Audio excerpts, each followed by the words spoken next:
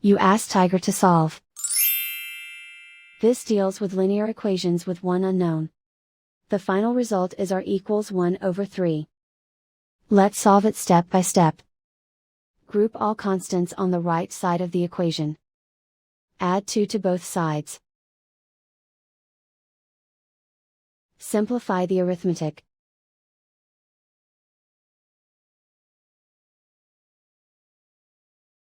Isolate the r. Divide both sides by 6. Simplify the fraction.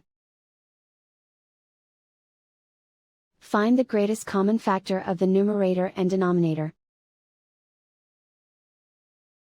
Factor out and cancel the greatest common factor. And so the final result is r equals 1/3.